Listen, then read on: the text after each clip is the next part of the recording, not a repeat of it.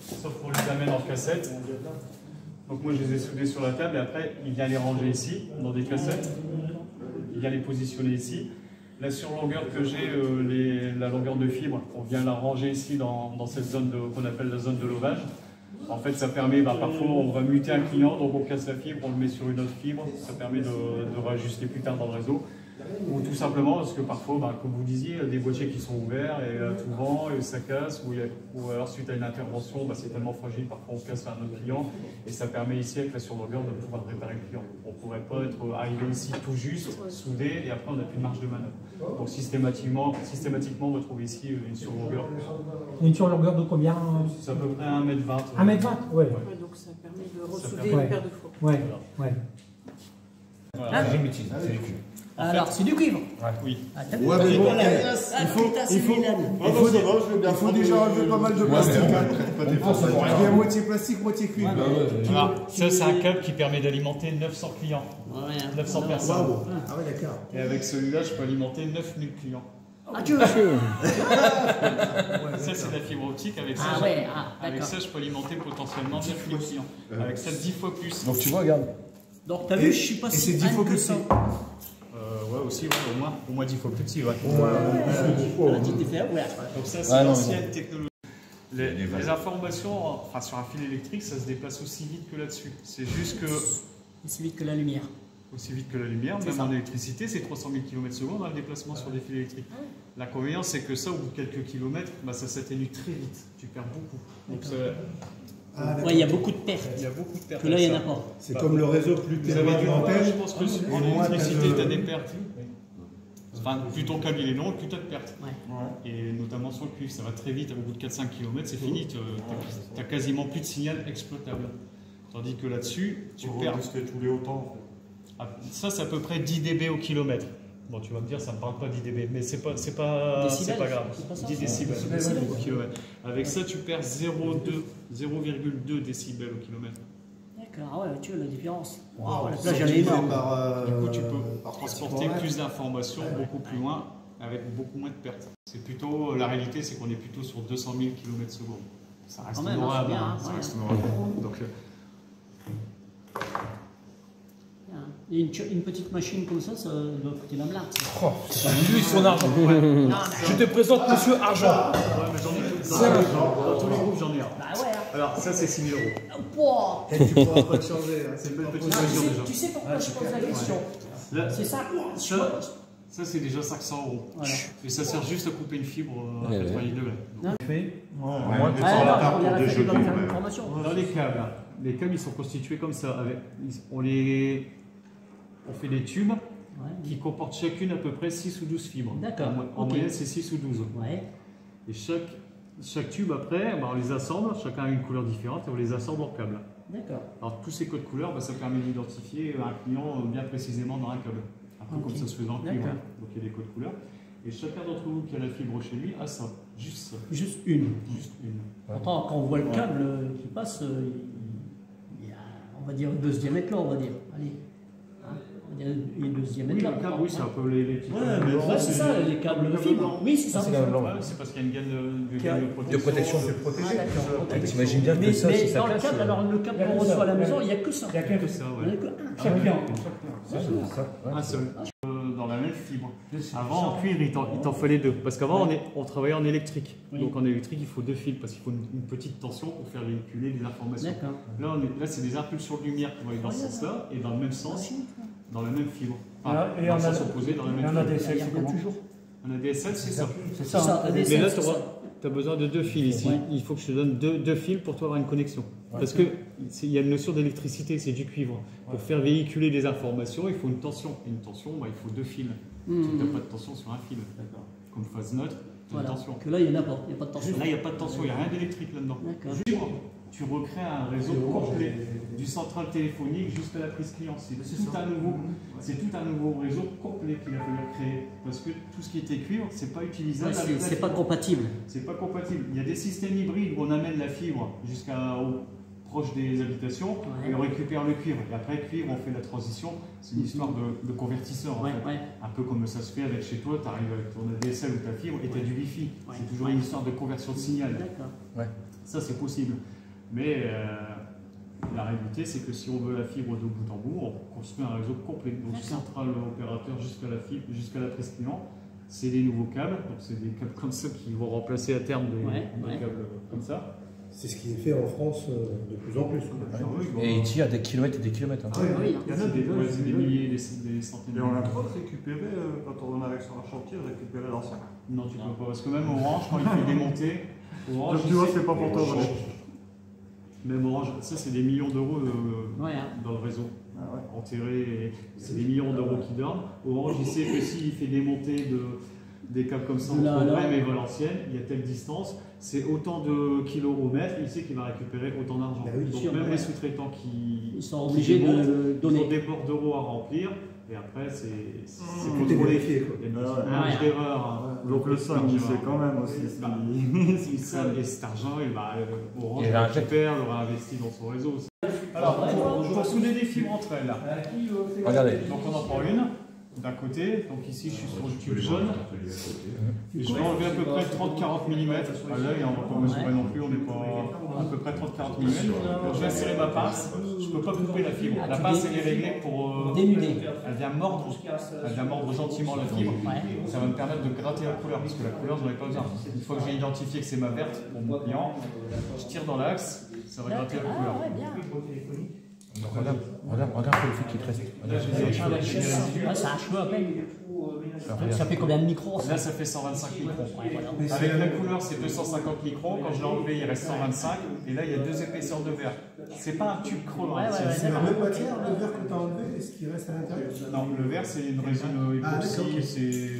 C'est de la résine Donc la époxy. fibre en elle-même, elle est enrobée. J'ai dit Alors, combien de pour la micros? protéger, Personne il l'a. Couleur d'identification. Donc là, il faut bien nettoyer. Il faut bien nettoyer. Ouais, surtout. Alors, c'est un alcool qui a l'avantage de bien dégraisser, d'enlever tous les résidus, et ça sèche rapidement. Donc il s'évapore rapidement sans laisser de résidus. Et après, cette fibre, je dois la couper à 90 degrés. À l'œil, il n'y a personne qui se Non, tape. c'est impossible. Donc, c'est pour ça C'est la que- machine. Ouais, la petite machine. Parce que moi, j'avais essayé. On a essayé plusieurs fois. Alors, en fait, de toute façon, le disque, c'est le disque ici, en fait, quand la fibre elle est coincée dedans. Quand elle est posée, il y a des patins en caoutchouc qui viennent la maintenir. Et le disque, quand je renvoie le chariot, en fait, ici, tout simplement, il va venir fracturer la fibre. C'est pas un disque qui va tourner et la couper vraiment, proprement parler, c'est juste la fracturer. Donc, je la pose dedans. J'ai mon petit maintien. Ça, c'est la poubelle qui va récupérer la chute. Que je récupère. Ah, c'est au millimètre près, hein. Je vais fermer ça pour maintenir avec les patins de caoutchouc. Et après, je renvoie gentiment le chariot, c'est fini. Et là, les coupés, il reste à peu près 10 mm. D'accord. Alors comment tu peux le prouver qu'elle est bien, qu'elle soit pas Ah bah, C'est elle qui va c'est elle dire. qui va dire. Et elle mesure même les écarts d'angle. Non mais c'est impressionnant. À voir, c'est super impressionnant parce que j'ai vu une fois.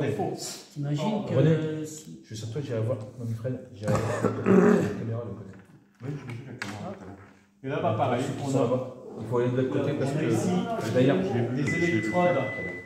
Il y aura un arc électrique qui va se produire entre les deux pointes. Quand les deux fibres seront dedans, c'est elle qui va venir les aligner au mieux, au plus juste. Et c'est elle qui pointe les deux pointes métalliques. Et il y aura un arc électrique qui va venir fusionner le verre de bout en bout. D'accord. Donc ici, j'ai une marge de manœuvre de 2 mm à peine pour poser dans le petit V bleu. Là. Le V bleu, comme c'est un V, il sera bien posé au fond. Il n'y a qu'une position possible. Donc je prends appui dessus pour être le plus précis possible. Et je me mets, mais sans dépasser les électrodes. J'ai une bonne vue. Pour porter des lunettes. Donc c'est ce que j'ai c'est ce que j'ai fait du coup. Ouais. Et après, sans mes lunettes, ça serait chaud. Ah ouais. Pareil de l'autre côté. On fait la même opération de l'autre côté. Ouais. Donc on a un plan de câblage, hein. Si on dit que la verte elle va avec la verte, elle va avec le c'est pas toujours la réalité. On a un plan qui va préciser les couleurs à utiliser. Donc ici je On redébute, à peu près 30-40 mm. Je viens serrer, je tire dans l'axe. on détourne. On peut toujours avant de rentrer dans cette machine et dans cette machine. Ouais. Comme c'est de la micromécanique, Ah ouais. tous ces résidus, à force, il y a des gens qui font ça 144 fois ou voire plus par jour. Alors ça, 144 fois là-dedans ou là-dedans, la soudeuse ou la clivase au bout d'une semaine, Ouais, c'est possible. ça ne fonctionne plus correctement. Ah ouais. Donc ouais, c'est impératif. C'est pas compliqué, ça demande un peu de rigueur, mais après c'est un automatisme, on se pose même plus la question de toute façon.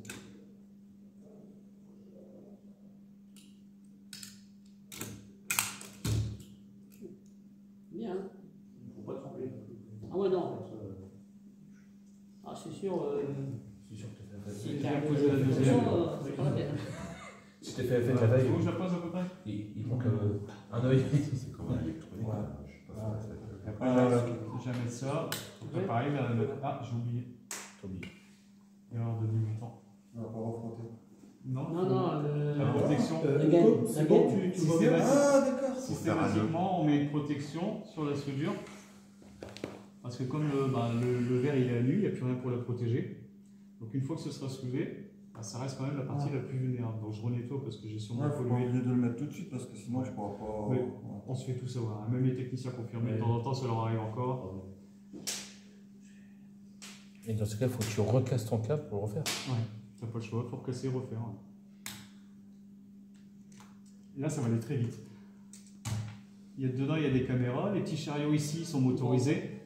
Donc, elle va focaliser sur les fibres, elle va les voir et elle va aligner les cœurs de fibres ensemble. Puisque c'est là que transite l'information d'une fibre à l'autre. Il faut vraiment aligner les cœurs pour être optimal. Si on est décalé, on va perdre du débit. En fait, il y a une partie de l'information qui ne passera pas.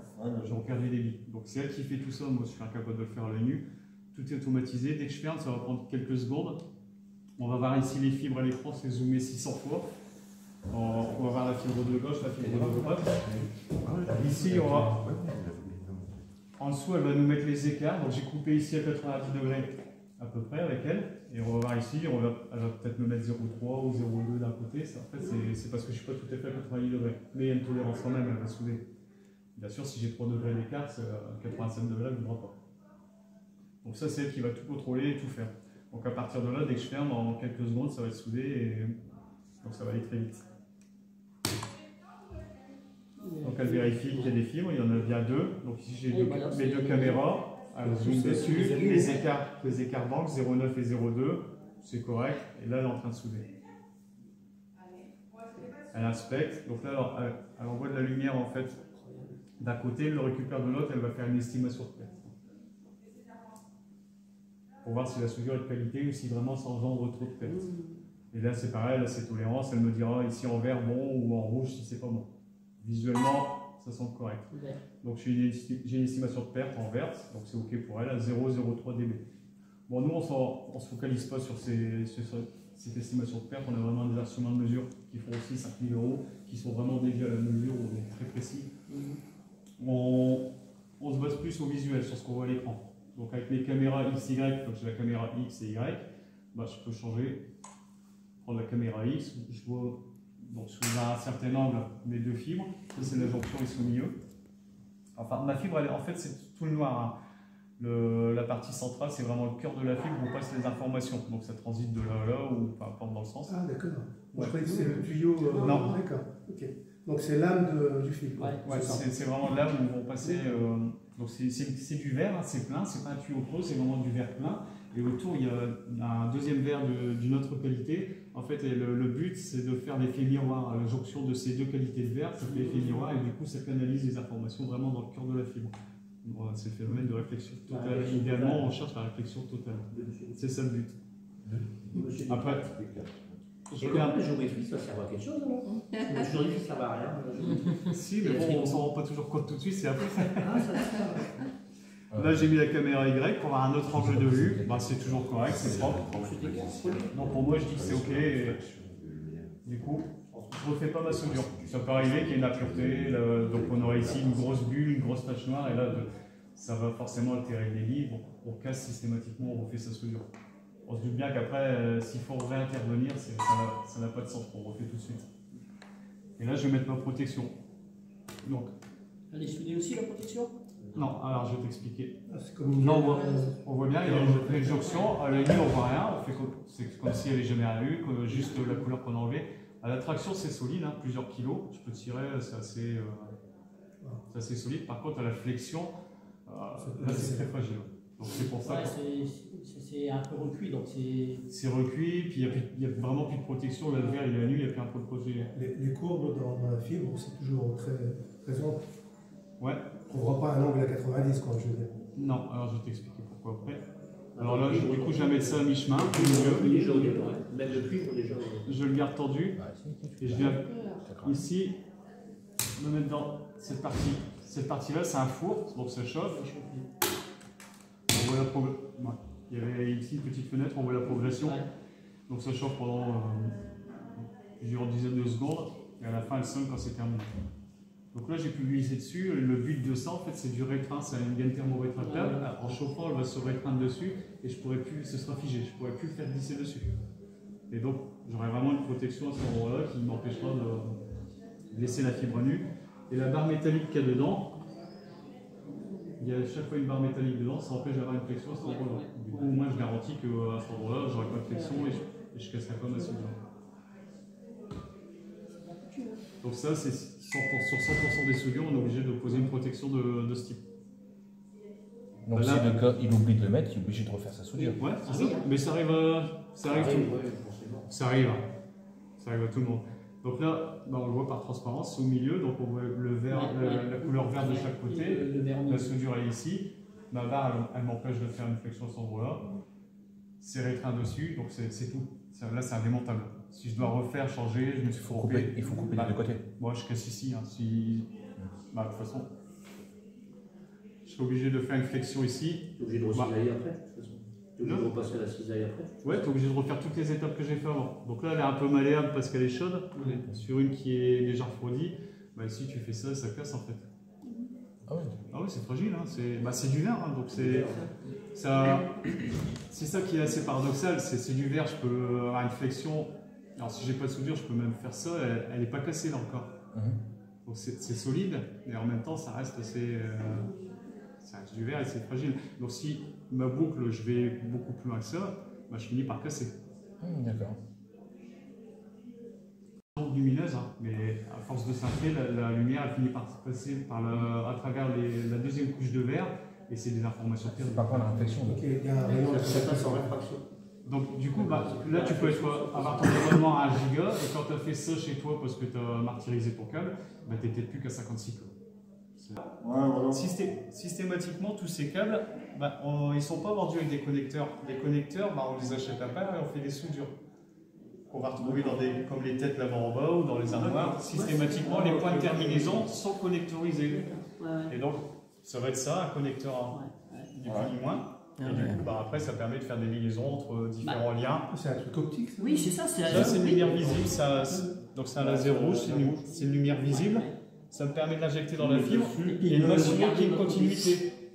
Même plus loin, à 200, 300, 400 mètres, 2 km. La lumière, tu la vois. De l'autre bout. Voilà. Celui-là, Celui-là, il porte déjà jusqu'à 4-5 km. Mais il y en a des plus puissants, c'est à 1 mW celui-là. Mais il y a des lasers plus puissants où je peux allumer ça et vérifier que la lumière à 10 km. Donc là, si tu allumes, tu vas voir au bout. tu vois, je disais quelques Tu le mets kilomètres. sur la table. C'est comme nous avec les téléviseurs. Donc là, Tu le quand mets c'est sur la table, tu vois le connectorisé, point rouge. mon premier contrôle, ça va être ça. Voilà. Tu vois le point rouge. Mais ça veut dire, ça veut pas dire que ma connexion elle est bonne. Ça veut juste dire que mon lien. C'est passant. Ça veut juste Le dire passage que est bon. j'ai une continuité. Voilà. En termes de qualité de débit, je garantis rien du tout avec ça. Tu mets tout vert, Et que c'est la bonne chose. Alors, ce que je vous disais, le phénomène de contrainte, plus je plie et plus la lumière elle s'échappe. Ouais. Ah ouais. Et là, voilà. Donc, quand tu fais une contrainte sur une fibre, là, tu es en train de perdre du débit en fait. Donc, c'est pour ça que tout est bien organisé, tout est bien fait à l'avance. C'est minutieux. Les zones pour stocker les fibres, elles sont bien définies, tu ne peux pas te tromper en fait. Tu suis et tu peux ranger que d'une façon tes fibres. Et si tu le fais correctement, tu n'as pas ce phénomène de perte de débit. Par construction, les boîtes, Ça fait ça, le le matériel est bout, bien il y a fait. rien. Tu sais À l'autre bout, le client, il n'y a plus rien en fait si ça fait ça. Ah ouais, c'est ça. Moi, je peux allumer entre... Ici, j'ai une tête. J'ai un réseau qui est déployé, je sors à l'extérieur, j'ai plusieurs centaines de... Donc ça, c'est chez moi mon installation. J'ai plusieurs centaines de mètres de fibres déployées ici. Et avec ça, déjà, je peux voir si j'arrive déjà à mon armoire ou pas. Ouais. Ça, c'est le premier niveau. C'est qui va pas. Et si avec ça, ça ne suffit pas, derrière, j'ai un appareil de mesure beaucoup plus sophistiqué. Donc c'est sur une base Windows, avec des logiciels intelligents aussi. Donc c'est assez onéreux, mais avec ça, je peux vraiment avoir une cartographie de mon réseau. Donc lui, il est incapable de me dire ce que je perds comme débit, et à quelle distance et où. Je veux juste une continuité. Pour ça, ça vaut 10 €, peut-être 20, je ne sais pas trop. Enfin, Mais l'autre, avec celui-là, on dépanne déjà bien avec ça. toute l'information qui transite par la fibre. Alors, le réflectomètre, donc c'est l'appareil de mesure vraiment dédié fibre optique. Lui, c'est l'arme absolue du technicien. Il va savoir à quelle distance j'ai un défaut. Il va savoir. Après, c'est quand même au technicien à faire l'interprétation des défauts. Hein. Mais comme là, la courbure que j'ai fait quand je perds du débit, avec l'appareil de mesure, il peut croire que c'est une soudure qui n'est pas bonne. Donc c'est vraiment après à toi d'interpréter si effectivement tu as une soudure à cet endroit-là sur le réseau, ou si c'est parce que ma fibre elle est trop pliée. Il y a une analyse du technicien à faire. Mais voilà, et c'est ça. Donc tu viens connecter par exemple sur l'armoire, tu mets ton réflectomètre, il va te faire une cartographie, donc il faut bien paramétrer aussi, c'est des instruments de mesure qui nécessitent quand même pas mal de connaissances, mais il faut que tu as maîtrisé ça, il va te dessiner une cartographie, donc ça va être une ligne sur l'écran, avec une échelle de puissance et une échelle de distance.